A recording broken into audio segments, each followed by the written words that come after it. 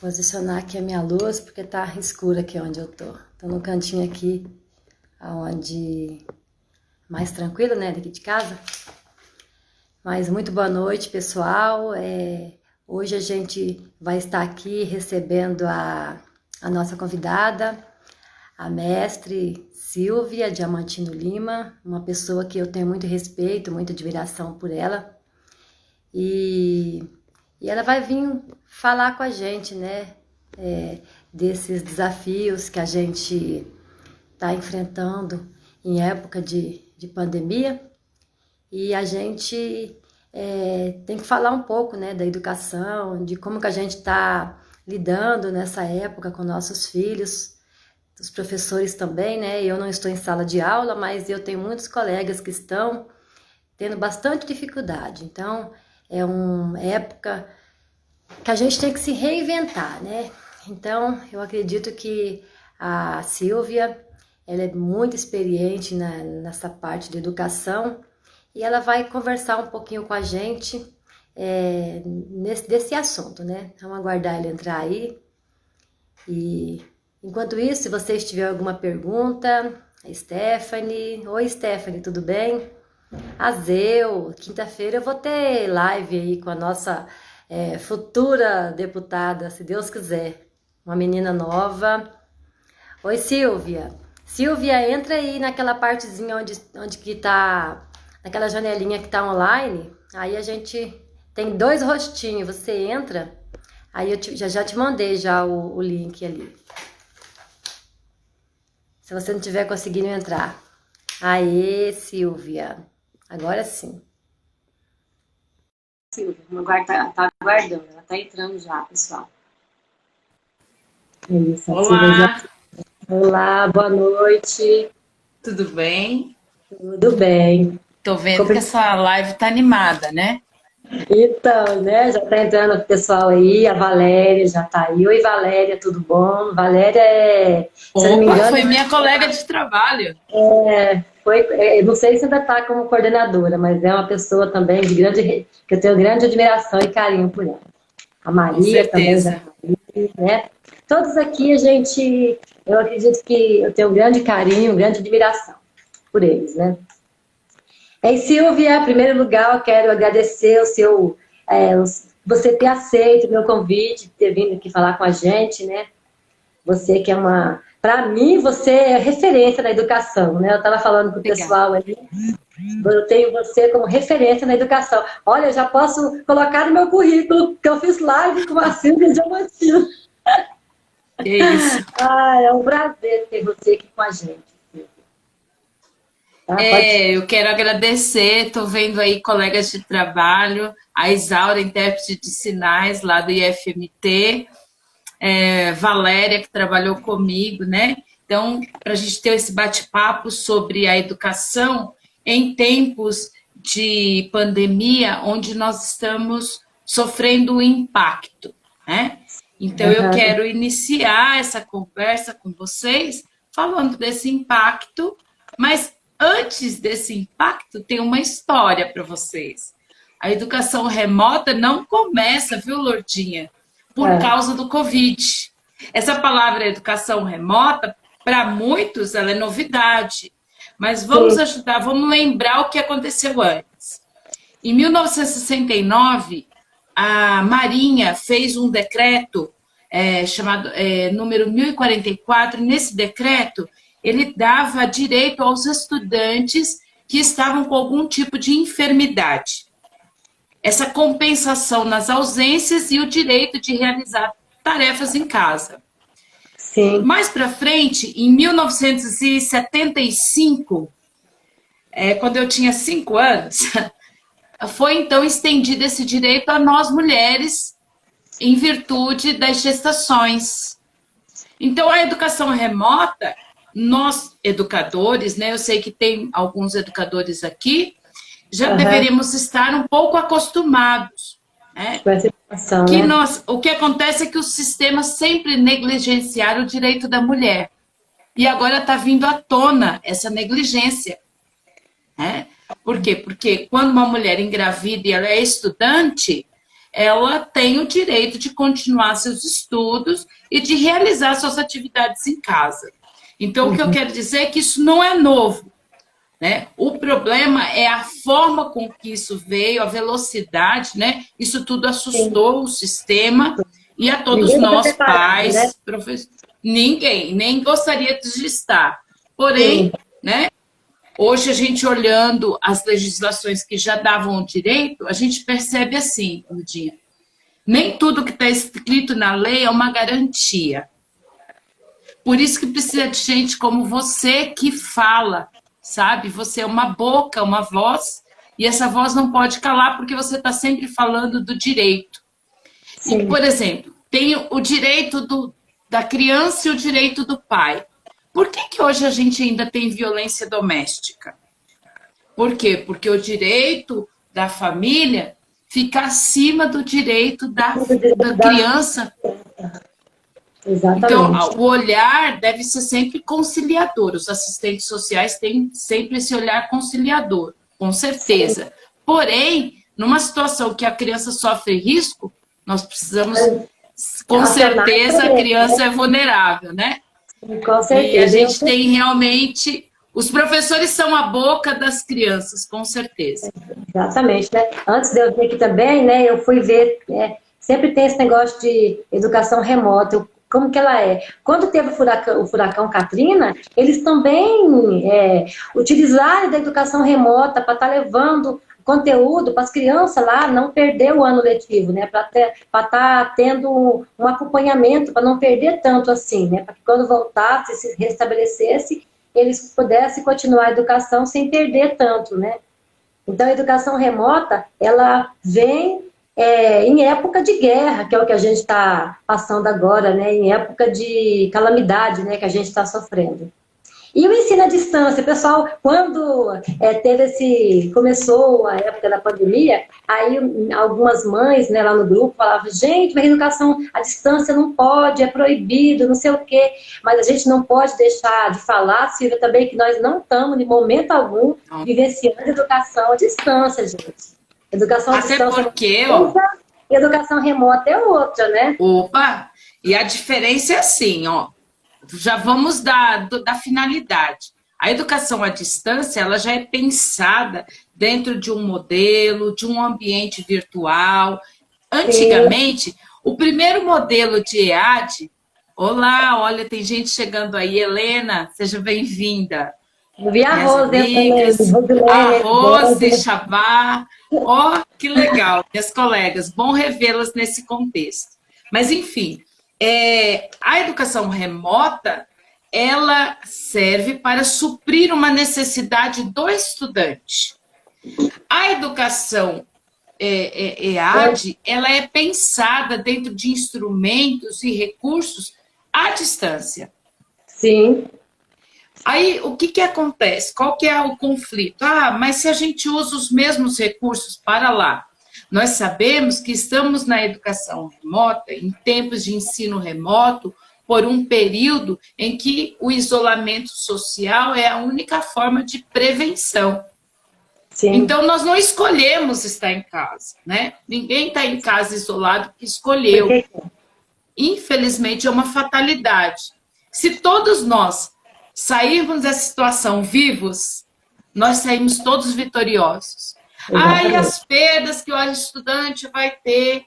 Olha, ele vai ter perdas, mas ele vai ter ganhos também, porque conviver em casa com os pais, certamente, também é um lugar, uma ambiência de aprendizagem, e a gente vai falar nisso um pouquinho mais tarde. Mas a diferença básica é isso.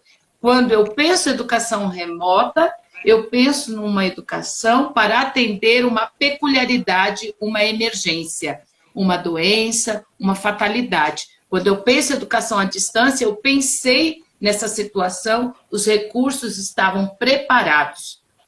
E hoje, os nossos professores foram pegos de surpresa, o sistema também foi pego de surpresa, e é preciso saber conciliar e equiparar essas forças, né?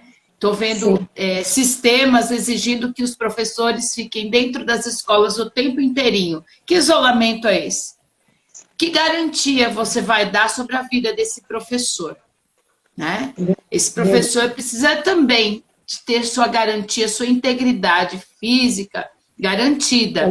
Então, ó, hoje nós estamos trabalhando em casa, a internet, o aparelho, o celular, o notebook, isso não estava nos custos de um professor. Eu estou vendo o professor fazendo prestação para comprar equipamento. Por quê? Porque são apaixonados por educação e não vão deixar seus estudantes sem as atividades. Porém, nós sabemos que o nosso sistema é extremamente falho, extremamente.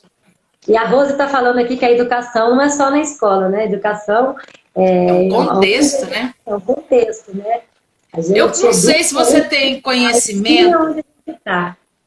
Eu fiz mestrado no Instituto Federal e nós tivemos uma disciplina sobre pedagogias alternativas. E nessas pedagogias alternativas eu fiquei para estudar homeschooling. Homeschooling é um método de ensino em que os pais ensinam seus filhos em casa. As crianças não têm vínculo com instituições de ensino. Isso acontece por quê? Porque o pai não acredita na educação dada nas instituições, por, às vezes, querer proteger seu filho. Isso acontece, né? A Rose está aí e é diretora e foi diretora da APAE, para proteger, às vezes, seus filhos de uma possível bullying ou de ser na escola discriminados. Alguns pais escolhem o homeschooling, porém, no Brasil, isso é proibido. Existe uma lei no Brasil onde abandono intelectual é crime. É obrigatório, a escola é um lugar obrigatório. Só que, por ser obrigatório, ele deveria ser um lugar mais acolhedor, né? As crianças deveriam gostar de ir. Nem todas as crianças têm esse prazer todo. As nossas escolas não são tão atrativas como deveriam. Sim. E por ser de obrigação, um lugar obrigatório, também eu acharia que poderia ser um pouquinho melhor, né? A gente vê que a educação do Brasil, ela vem perdendo a qualidade, né? À medida que o tempo vai passando, ela vem perdendo a qualidade um pouquinho, ela vem se desgastando. Tanto na parte, no conteúdo, nem todos, né? A gente vê, eu conheço e tenho contato com vários profissionais, igual você falou, pessoas apaixonadas pela educação, mas tem também aquele que vai lá parecendo que está fazendo uma obrigação, né? E aí acaba prejudicando o desenvolvimento daquele aluno, né? Então, gostaria também que pudesse falar. Hoje o mercado não está mais dando brecha para gente antiprofissional, né? O antiprofissional precisa ser denunciado, os pais precisam se levantar, os pais precisam participar da vida escolar dos filhos, né? O homeschooling, por exemplo, é uma forma de participação proibida no nosso país, porém tem 100 pais que entraram com uma ação, essa ação contra o Estado, né? O Estado em termos de poder público, exigindo o direito de educar os seus próprios filhos, né? A gente precisa também entender que ultrapassa um pouco o limite de atuação do Estado dentro da família, as interferências. Eu, por exemplo, sou educadora e sou contra a obrigatoriedade de uma criança de 4 anos ir para a escola. Eu acho que não pode ser por obrigação, tem que ser por necessidade da criança, por necessidade da família. Quer ver um exemplo? Uma situação de uma mãe que mora numa fazenda, como que ela vai levar seu filho de 4 anos? Ela vai deixar no ônibus sozinho, sem monitor? Então, há muitas situações que precisam ser repensadas na educação, né? Então, quando o Estado ultrapassa as barreiras dele, entra dentro das famílias e dita como que ele deve ser a educação dos seus filhos.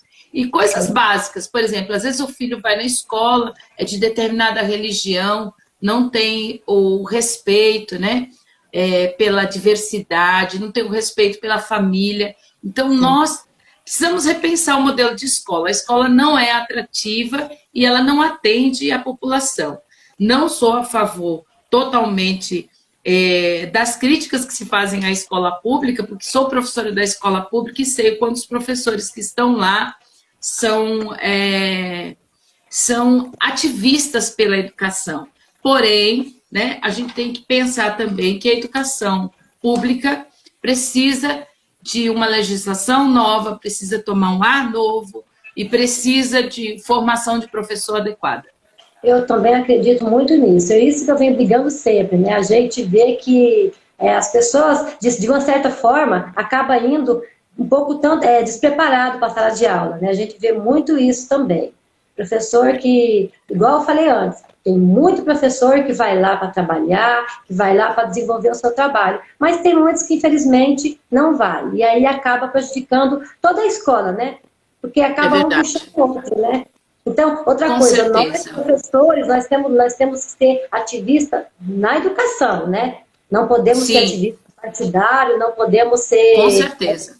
Doutrinadores, nós temos que ensinar o aluno o conteúdo, cobrar daquele aluno, mas não devemos fazer nenhum tipo de apologia dentro da escola, né? Também. Olha, e quando tem um monte de gente falando assim, o pessoal que está aí tentando fazer uma lei proibindo o professor de falar algumas coisas na sala de aula, porque são coisas que acabam influenciando a criança. Você sabe que eu não me preocuparia com os pais estarem dizendo o que eu devo falar ou não. Eu me preocupo o porquê que os pais estão fazendo isso. As razões, né? Será que nós, educadores, está na hora de parar e pensar, poxa, chegou num nível que a sociedade não nos respeita, não confia mais em nós. Então, essa falta de credibilidade que nós, educadores, estamos vivenciando, ela é muito ruim. É ruim quando não há uma confiança, né? Porque educar o tesouro dos outros, por exemplo, eu já tive com você uma relação de confiança. A Maísa foi minha aluna, né? É relação de confiança, por quê? Porque você sabia que eu queria o melhor para ela e eu sabia que você, né, era a sua filha, o seu tesouro, e que você queria o melhor para ela também. Então, assim, eu acho que um dos pontos importantes que esse momento revela é o quão a escola está desgastada e quanto nós precisamos reconquistar, né, os pais para nós. Né? Fica falando, os pais não participam. Por que o pai não participa? Chega na escola, a reunião da escola é uma chatice. Perdoa aí, diretores, mas eu sou sincera. A mãe fica perdida. Aquelas reuniões que... Comissão de não sei o quê. Né? Gente, cansativo. Aquilo que poderia pôr no mural. Para que você vai dizer? Parece que é uma necessidade de ficar aparecendo. Então, assim, reunião do pai tem que ser pontual, tem que ser lógica, e tem que fazer sentido para aquele pai, porque é o que ele quer saber do filho dele. É verdade. A gente, então, assim, a gente não quer saber de picuinhas que acontecem em sala de aula, quer saber do desenvolvimento. Então, e essa participação, ela vai vindo automaticamente. Quando o pai vai percebendo que o que nós, educadores, queremos é que os pais se envolvam, porque isso é melhor para o filho dele, e que nós não estamos ali julgando, sabe? Sim. É muito feio. Você chega na porta da escola, tá professores falando da mãe que está chegando, os pais na porta da escola falando dos professores. Isso é ruim. Nós não estamos educando. É verdade. Nós precisamos educar pelo exemplo. O exemplo é ser ético. Se uma coisa não está boa, a gente vai lá e conversa com a pessoa, com o diretor, com o coordenador, que a porta desses atores da escola estão sempre abertas. Então, é hora da gente lidar com uma educação através da conversa dialógica. Isso é educação dialógica, quando a gente conversa. Verdade. Hein, Silvia? A gente estou vendo aí também o Roberto, lá de Confresa também, a pessoa muito atenta na educação dos filhos. Ui. E assim, né? Acabei de ver agora a minha Raquel, que também entrou. Eu vou falar agora como mãe, tá? Eu vou esquecer um pouquinho que eu sou professora. Nossa, pode perguntar, pode falar mesmo. Abre o coração. Nós, pais, eu acredito que muitos que estão aqui, a gente está tendo uma dificuldade como prender a atenção dessa criança, né? Enquanto está ali fazendo aquela atividade, aquele trabalho, porque ele está tendo a aula ali e os pais, vamos voltar a falar, nem todo pai está de quarentena. Grande parte das famílias estão trabalhando e os filhos estão ficando sozinhos. E nós, pais, está tendo muita dificuldade nesse sentido, de ensinar esse filho quando a gente chega em casa do trabalho. Porque às vezes a criança, ele enrola, né? Às vezes ele mente pro pai, olha, pai, foi assim. E a gente está tendo muito difícil, a gente está tendo muita dificuldade nessa questão, de motivar o filho, ficar ali. Porque eu já vi, né? Eu andei conversando com outras mães, eu já cheguei em casa, assim, e vi a televisão lá ligada e o filho brincando lá fora. Eu já vi isso aí. Ele coloca no mudo, né? Então, como que a gente vai colocar ordem nesse negócio? Sabe o que acontece? Como que a gente vai fazer para essa criança ficar ali, né? Por ordem. Primeira coisa, o ambiente da escola é um ambiente preparado para uma aula de 4 horas. As paredes, ar, tudo certinho, o professor vem com um plano de aula, você é pai de aluno. Você não tem um plano, você tem umas tarefas que foram dadas pela professora. Você precisa organizar o tempo de fazer essas atividades. Sim. Uma rotina, não dá para né? fazer atividade, querido, com o WhatsApp na mão. Sim, Primeira coisa, olha, eu pego o controle e falo do WhatsApp. Primeira coisa, que você tenha 1 hora com seu filho, mas seja 1 hora de qualidade. Não é quantidade, é qualidade. Se você conseguir, com uma criança pequena, 40 minutos, está muito bom. Por quê? Porque é melhor que seja um tempo de qualidade do que você pensar, ele fica 4 horas na escola, então tá, eu vou chegar às 6 horas e vou ficar até às 10. Não vai, não vai, porque na escola o ambiente é diferente. A professora propõe atividades em grupo. A escola tem as carteiras voltadas para um ambiente só. Não tem o cachorro brincando, não tem a TV ligada. O irmãozinho gritando, né? Não tem a novela ali atrapalhando. Tem, não chega gente, né? Às vezes você está lá, preparou a aula e chega um vizinho, né? Ou chega um amigo. Então, primeiro, encontre um tempo e esse tempo seja só do seu filho. Essa é a pergunta da minha Porque seu filho vida. precisa disso. Ele precisa saber que ele é importante. Educar é um ato de amor. É um ato, e a gente educa fazendo. Como que você ganha tempo? Ele está copiando a tarefa, você está ali do lado, observando. Você está com um computador, você não vai estar olhando outra coisa, maquiagem, outra coisa, a não ser a tarefa dele, pesquisando, dando suporte a ele. Tem vários sites de suporte, né?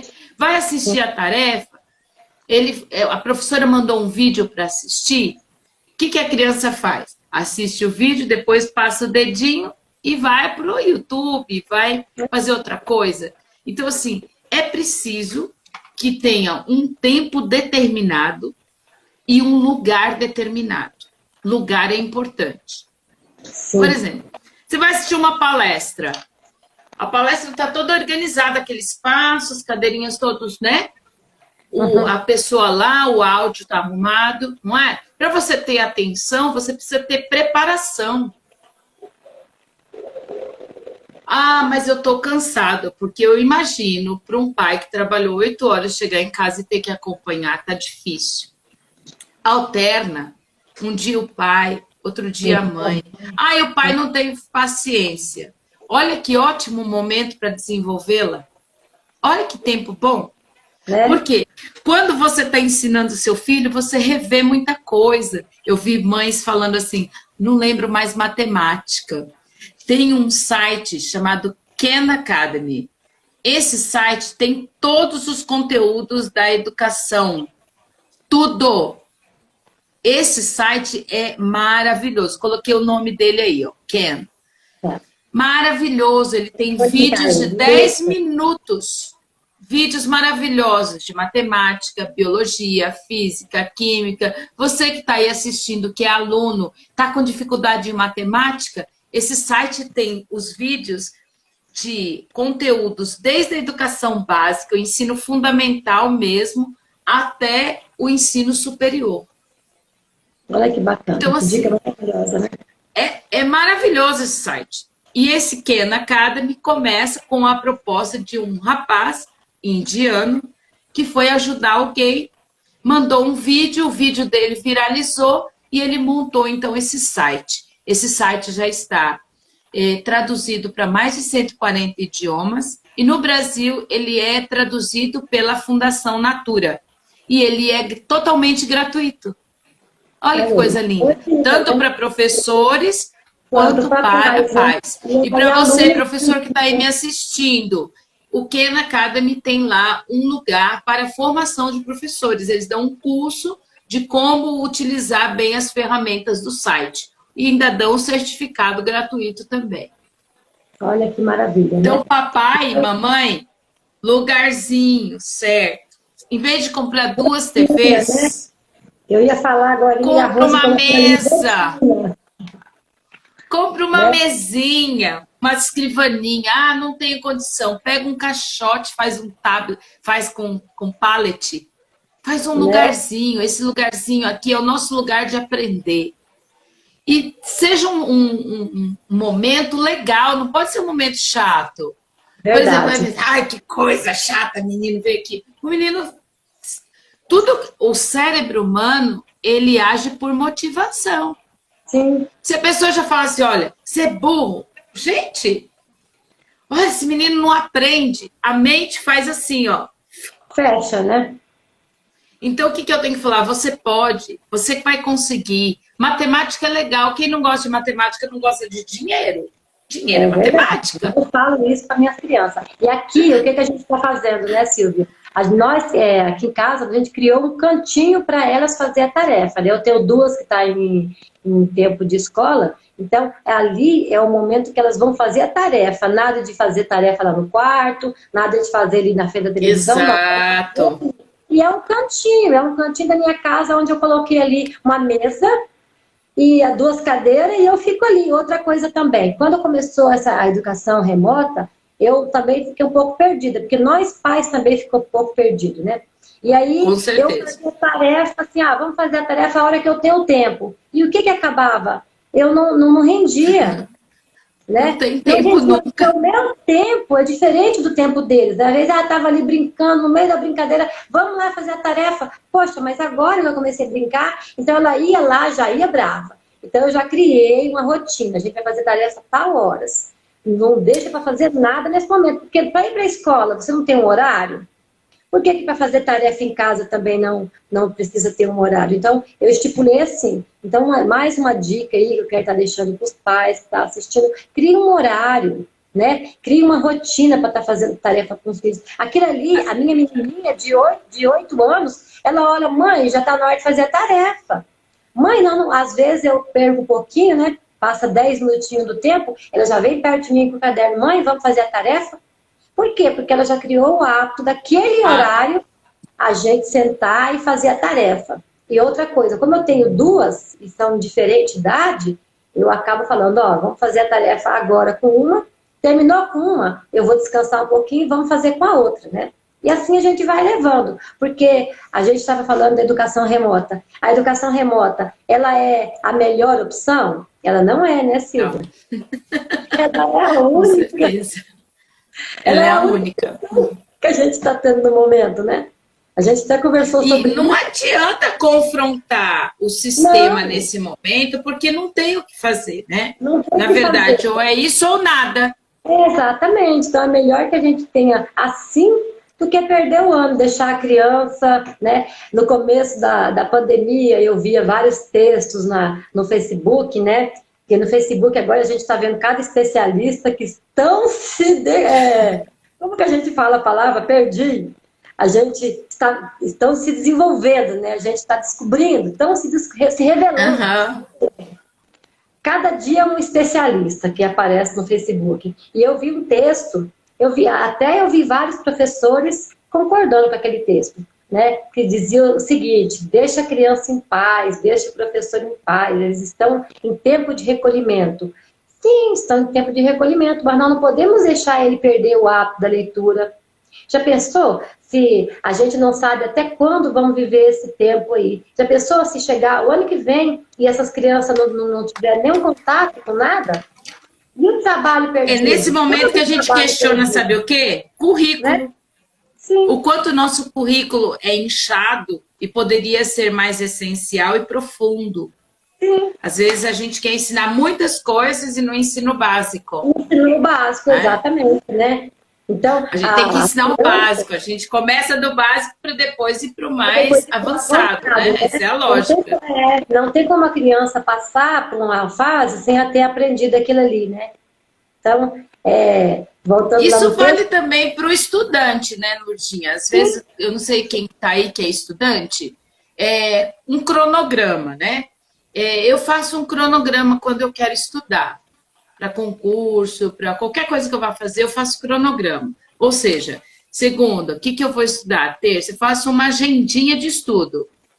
Você tem que acompanhar essa agendinha, porque a criança ela não tem autonomia ainda para fazer todo esse gerenciamento. Então, os pais precisam estar vendo que dia que entrega a tarefa, que dia que entrega a prova, que dia que é o trabalho. Então, é lógico que é um trabalho exaustivo, mas é um trabalho que vale a pena. Vale a pena porque você está vendo o desenvolvimento do seu filho. Ah, sim, mas ele não faz prova, como é que aprende? Prova não ensina. Prova é para diagnosticar o que o aluno já que é o sabe. que não sabe, verdade, né? O problema é que a gente usa a prova para somar, dizer o quanto alguém aprendeu de alguma coisa. A prova não diz tanta coisa assim. Então, uma Sim, das coisas legais, assim, outra dica importante, além do lugar, do ambiente e da organização do cronograma, é se você tem um dia português, outro dia matemática, essa alternância, né? Porque tem escolas que estão agindo por bloco, isso não é bom. É bom alternar o conteúdo de disciplinas diferentes, né? uhum. Mas se você só tem um assunto só e está estudando só uma disciplina e é por bloco, eu sempre é importante você alternar os canais. Exemplo, se você viu um vídeo 10 minutos, para e agora vai fazer atividade de escrita. Vídeos muito longos, atenção professores, vídeos muito longos, eles acabam perdendo sentido para a criança. Para o jovem também. Você quer ver? Você vai procurar um vídeo para uma receita. Tem um de 10 minutos e um de 20. A Qual que gente você vai, vai assistir? a gente vai no de 15, no menos, né? Nós estamos na geração express, então, assim, nós Muito rápido, precisamos né? aprender a ser sintéticos. Vídeo de 50, 70 minutos, para que isso? O aluno não... Então, coloque vídeos pontuais, né? E poucos vídeos. Coloque um vídeo por semana e alterne o tipo de... Se um dia ele viu vídeo, põe podcast, que é um tipo de gravação, é como se fosse audiobook, né? Que é uma outra coisa importante para os professores, né? O audiobook, ele é legal porque é o momento da história, por exemplo, pode ser o audiobook, a criança vai gostar de ouvir a história no Eu vi fone, também, né? verdade. É bem interessante. Ai, que bom as suas dicas, estou gostando muito. Eu estou deixando você falar, porque eu quero que alguém com autoridade, alguém que com experiência no assunto, tire as dicas, né, dos pais. Eu estou aqui como pais, como mãe, né? Então, assim, eu também tenho muitas dúvidas no que está acontecendo, né? Tenho muito questionamento, mas quero deixar Tem você bem. sistemas que estão fazendo, por exemplo, lá no Paraná, eles estão fazendo as aulas pela televisão. Uhum. O que é bom e o que é ruim? É bom porque a criança tem um material legal para pesquisa. É a TV Paranaense, TV Educativa do Paraná. Porém, é ruim porque muitas horas na tela não é bom para a criança. Então, assim, vai muito da faixa etária, né? Sim. Uma criança, por exemplo, de 5 anos, um vídeo de 20 minutos é bastante Ele para não vai eles. ficar, né? Ele não vai ficar. No Ele não começo, vai. né? No começo eu até tirei a minha pequenininha de 4 anos, porque eu não conseguia fazer com que ela ficasse na frente da tela. Então eu falei, não, como a educação para ela ainda não é obrigatória, eu vou tirar e vou focar só na Helena e na Maísa, que estão precisando de mim nesse momento. A Heloísa ainda tem a vida toda para estar se desenvolvendo, né? Estava no jardim. Então, as outras duas que precisavam mais da minha orientação. Então, eu via isso mesmo, né? Que ela não ficava ali na frente da televisão. E aí, a outra, a do meio, também fica. Mas é igual você está falando, começou ali o vídeo muito bem. Ah, na metade ela já não quer mais. Então, assim, tem que estar voltando, aquilo acaba ficando até chato, né? Então, uma dica para professor, colocar vídeo curto, né? Intercalado com leitura. Sobre a questão também do currículo da casa. Sabe que a casa tem um currículo? A casa tem. Por quê? Os pais têm livros, mas a mãe ali não lê. Não lê? Ah, tá, pega a receita do bolo. A casa, ela é uma sala de aula viva. Sim. Porque a gente é educado para viver. Então, por exemplo, aguar as plantas é uma atividade educativa, né? Dá aos seus filhos atividades educativas da casa. A casa é um ambiente, é um laboratório de aprendizagem, né?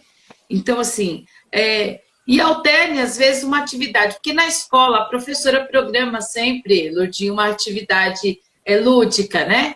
É uma brincadeira no pátio, é uma história, alguma coisa, um joguinho. Então, os pais dizem assim, mas eu não tenho habilidade.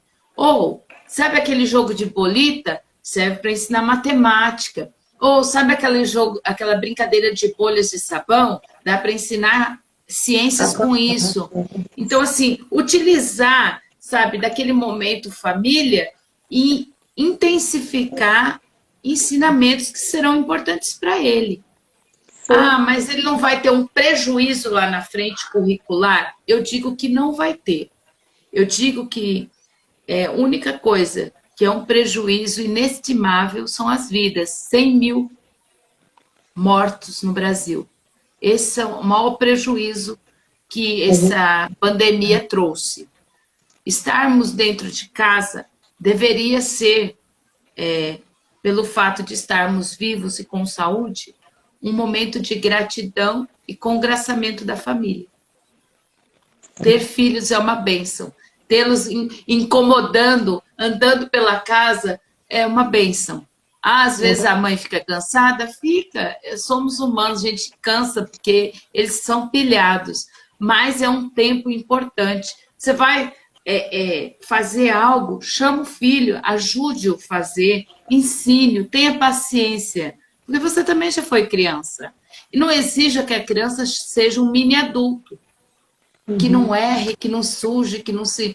Não faça isso, sabe? Já estamos em isolamento, ainda tem que ser chato para a criança estar dentro de casa. Limitado, né? Então, para eles têm que ter, né? Eles têm que ter um pouco essa autonomia também, né? Não ficar só ali presinhos, né? Com certeza.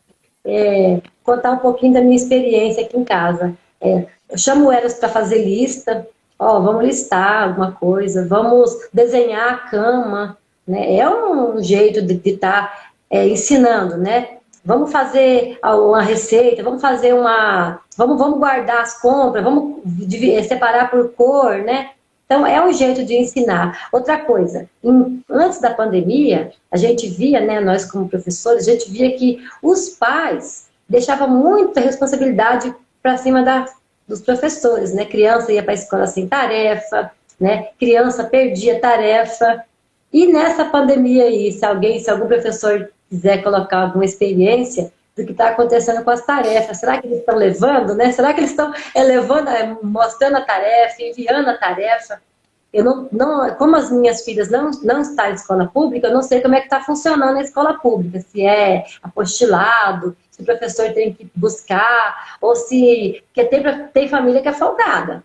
Tem família que não leva atividade, o professor tem que estar cobrando ali, né? Mas se essas tarefas estão sendo feitas, e eu queria que algum professor que estivesse assistindo, depois deixasse se essa tarefa está sendo feita Verdade. realmente pelo aluno. Porque a gente vê, até esse dia uma colega minha me contou que a tarefa está sendo feita por um irmão mais velho, está sendo feita pelo próprio pai, né? E o professor, será que está cobrando isso da família, de cobrar da criança, que a criança faça essa tarefa do jeito dele, mas seria interessante, né? Que a família deixasse a criança fazer aquela tarefa sozinho. O professor vê Você sabe até qual que é o como o problema? professor vai corrigir, como o professor vai saber o que aquela criança está aprendendo, se a família não deixa ele fazer, né? Então, antes da O pandemia, a gente problema tinha isso, né? Essa dificuldade. O pai queria se livrar da criança, né? é, o problema é a concepção de erro. Quando a gente pensa que o erro é um problema e não um caminho, aí a gente quer acelerar para o aluno fazer certo. Ele não precisa Certo. fazer certo, ele precisa fazer e demonstrar o que sabe, com Sabe, né? autonomia. Se ele errou, o erro dele é um caminho, é o caminho do raciocínio. É importante, o erro é muito Faz parte, importante. né? Eu falo, o erro faz Faz parte parte. do Por exemplo, desenvolvimento. com certeza. O erro, não que a gente vai fazer apologia, né? Antes tinha aquela questão, quando o construtivismo chegou no Brasil, nós já conversamos sobre isso, houve um movimento que achava que a gente não podia intervir. Ou, não é isso não. Quando eu diagnostico o que a criança sabe do que a criança não sabe, isso é Vygotsky. Eu posso planejar melhor de que maneira que eu vou intervir. Outro problema que eu estou vendo que está aparecendo aí é o excesso de atividade, viu, professores? Excesso de atividade. Entendo que a criança ficava 20 horas, né, na escola. Sim. Eu entendo que as atividades que vão para casa, elas devem ter uma prática diária de, no máximo, 1 hora, 1 hora e meia por dia. No máximo. No máximo. Por quê? Porque é diferente a atuação quando você está dentro de casa e quando você está na escola. Na escola você tem um professor preparado, com planejamento na mão e com recursos. O Em pai... casa, só tá o pai que às vezes nem sabe ler e escrever, né? Agora está aparecendo a grande discrepância social do país e como isso se reflete na educação. Esse é um dos problemas. Nós que trabalhamos com jovens e também com educação, com ensino superior, nós já estamos vendo isso pesar na educação remota. Exemplo, você faz uma atividade de live, tem aquele aluno que tem o aparelho, que tem a internet adequada, o outro às vezes tem um celular daquele que mal pega, 3G, cai, e esse aluno está tendo muita dificuldade. Os sistemas precisam encontrar, equalizar uma maneira de atender a todos, né? Não é fácil, mas precisamos melhorar. Precisa vir dinheiro. Dinheiro para a educação. Você vê que o dinheiro vai para um monte de coisa. Mas É eu faço 14º salário, é isso e aquilo, mas mas para a educação não está vindo dinheiro, porque os pais que não têm condição de ter um aparelho, às vezes um computador em casa, têm tido muita dificuldade. Sim, mas eu falo assim, ó, a educação, ela, corrigindo aí, não sei se eu vou te corrigir, mas a educação, ela tem dinheiro, só é mal usada. Exatamente. Tanto atalho que faz, que quando chega em quem é para chegar, chega desfalcado, né? Então, acho que eu preciso rever aonde está indo esse dinheiro, que buraco que está entrando, porque na educação não está chegando, né? Está chegando no bolso de alguém, mas na educação não está chegando. Então, tem dinheiro para educação, tem, mas aquele MEC lá, né? Eu falar um pouquinho mal do MEC, é um coliseu, né? Ali tem tanto. O próprio Ministério da Educação, o ex, falou a cada enxadada o que encontra ali. Então, é muita gente fazendo nada. Muito caro, né? Muita gente fazendo nada e cobrando pouco. Isso aí é a verdade. Cobrando pouco os recursos. E o pouco do recurso que vem, o pessoal não sabe para onde que vai, o destino que vai, né? Porque o Brasil é o que mais investe em educação e é o país que menos tem resultado, que a gente acompanha aí nas provas do PISA, nas provinhas, é o que menos tem resultado, porque investir em educação até que investe. Agora, resultado que é bom, esse não aparece, né? Então, algo tem que Uma ser das pensado, né? questões duras que a gente tem do investimento na educação é que não há transparência, né? Ah, nós temos o site da transparência, mas a gente sabe que não há transparência quando se fala em investimento na educação. Nós estamos até hoje brigando para ter os 10% do PIB na educação, né? E parece que a educação, quanto mais dinheiro Entra mais, investe, menos a gente consegue consegue ter, visualizar onde está, né? Então, verdade, assim, eu penso que agora os pais têm autoridade, porque sentiram na pele a dificuldade da educação, é de chegar verdade. no retorno, exigirem educação de qualidade. É Né? verdade. Eles estão mais presentes. Os pais brasileiros têm essa... Eles merecem receber uma resposta do poder público, né? E nós, educadores, precisamos olhar para dentro de nós e vermos onde o negócio não está certo dentro Onde do nosso podemos melhorar, sistema. né? Aonde que a gente tem que melhorar. Tem como se melhorar, basta querer, né? Eu falo assim que a educação não é um sistema, o sistema somos nós. Então, nós que temos que melhorar o nosso jeito de conduzir em sala de aula, para que esse sistema seja melhorado automaticamente, né?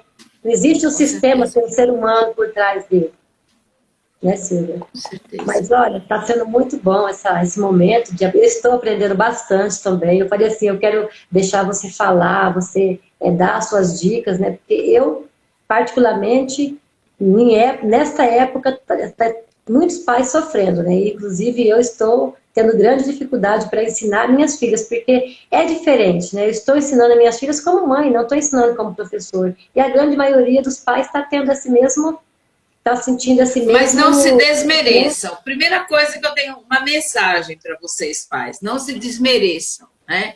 Se vocês foram escolhidos por Deus para cuidar dessa criança, é porque você tem competência para educá-los.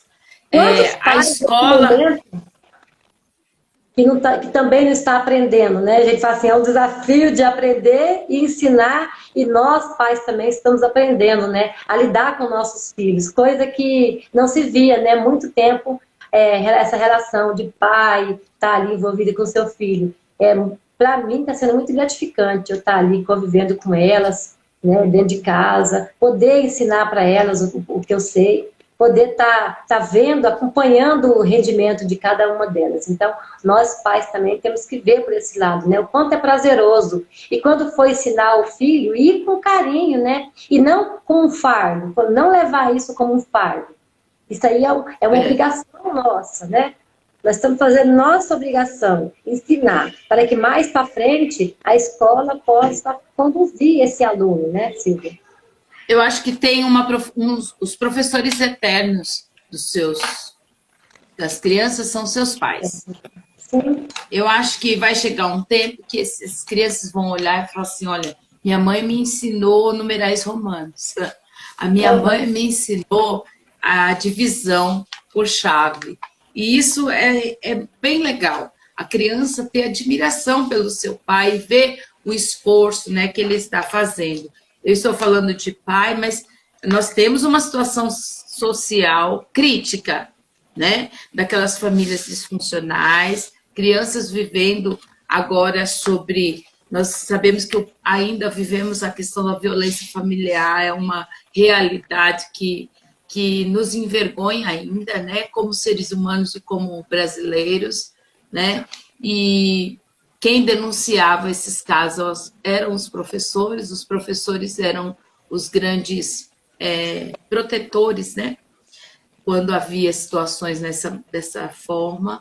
E eu creio que, ao retornarmos, nós vamos ter muito choque dessas situações que aconteceram, porque aí, fechado numa casa, quando a pessoa tem má índole, né? Fechados numa casa, as crianças não tinham a quem pedir socorro, né? Outra situação é a questão das merendas, né? A escola ela tinha ali um processo de nutrição da criança e já tem estudos que provam que 30% das calorias diárias as crianças recebiam na escola, né? Então, é outra preocupação que nós temos que ter. Nós precisamos olhar para além da nossa família, dos filhos que têm o que comer, têm o que vestir o tempo inteiro, e olhar socialmente o dano que isso tem causado, a falta da escola na vida de muitas crianças.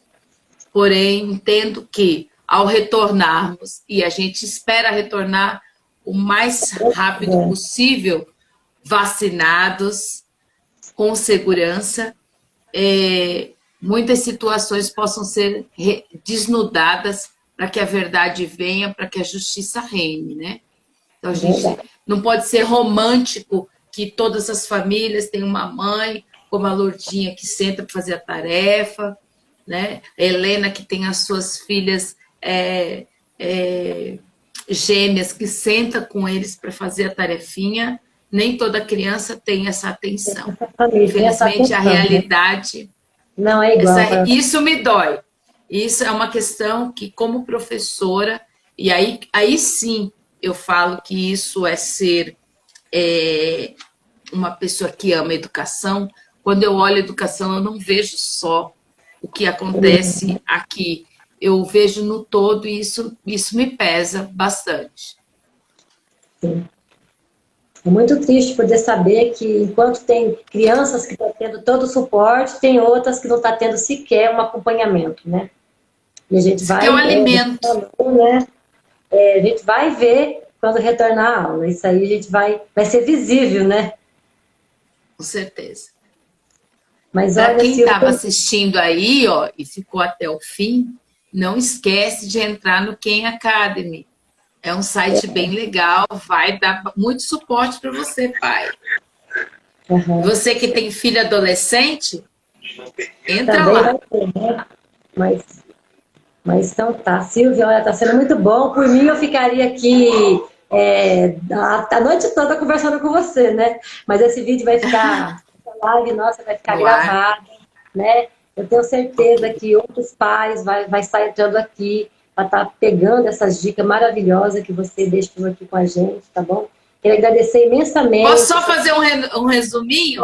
Pode. Um resuminho. Olha, vou dar 7 dicas de resumo. 1. Melhore a comunicação com os professores e coordenadores da escola. 2. Estabeleça um tempo diário e um local para fazer a tarefinha. E nesse tempo, seja exclusivo do seu filho, sem WhatsApp. 3. Tenha uma agenda onde você possa dizer os momentos de entrega de trabalhos do seu filho, porque ele ainda é criança, não consegue fazer sozinho. Se é um adolescente, dê uma olhadinha se ele está fazendo, porque o adolescente é bastante cedo. 4, tenha... não reclame de cansaço para o seu filho o tempo inteiro, de estar exaurido por estar ali com ele. Faça daquele tempo um tempo legal para você e para ele. E outra coisa, evite falar mal do seu professor, de um erro. Converse com os professores.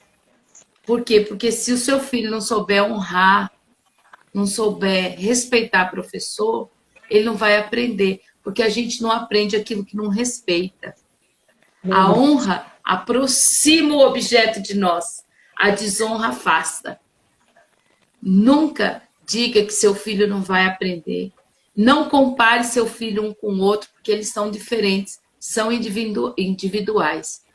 Então, que você tenha assim, esse tempo, né? Gratidão por estar vivo, gratidão por seu filho poder aprender algo, né? E você poder participar da vida, da aprendizagem do seu filho.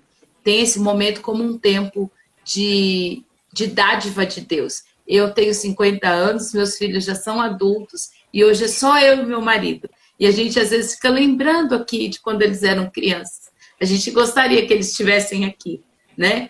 E os meus netos estão tão longe, né? Tenho, às vezes, crianças da igreja que eu queria poder ajudar, mas não pode, isolamento social. Mas estou sempre dando dicas, estou sempre falando, eu sou uma entusiasta da educação. Que E bom. você, estudante, se planeja, cronograma.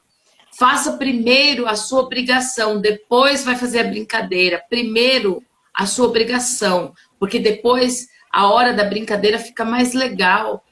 Se você primeiro fizer assistir o seu seriado e depois for fazer tarefa, sua cabeça vai ficar pensando no seriado, no próximo capítulo.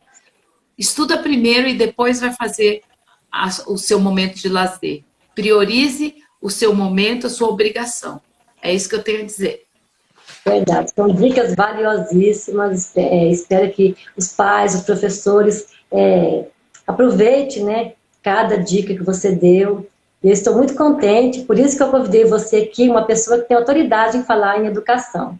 Fico muito contente Obrigada. que você esteja aqui, tá bom? Quero estar convidando você para estar Vamos fazer outras com outros temas, isso, ok? vamos Vamos fazer uma sobre a carreira de professor, como decolar nessa carreira. Exatamente. Vamos sim, a próxima live a gente vai falar sobre as carreiras e como chegar, né? Silvia, eu Isso. agradeço você, tá bom? Imensamente. Agradeço a Obrigada. todos que participaram aqui com a gente. Vou deixar essa live aqui gravada. Vou mandar para você depois, para você estar mostrando para o Ok. pessoal. Tá bom? E é Obrigada. isso, Silvia. Muito obrigada por você ter aceitado o meu convite. Está vindo aqui conversar com os pais, com os professores, com os nossos colegas. E um dia a gente pode fazer também um tira-dúvida, viu? Sim, com mais perguntas, né? Exato. Tá, então, obrigada. Tá bom. Então. Beijo, até mais. Tchau, tchau. Até mais. Obrigada quem ficou até o fim. Tá bom. Muito obrigada.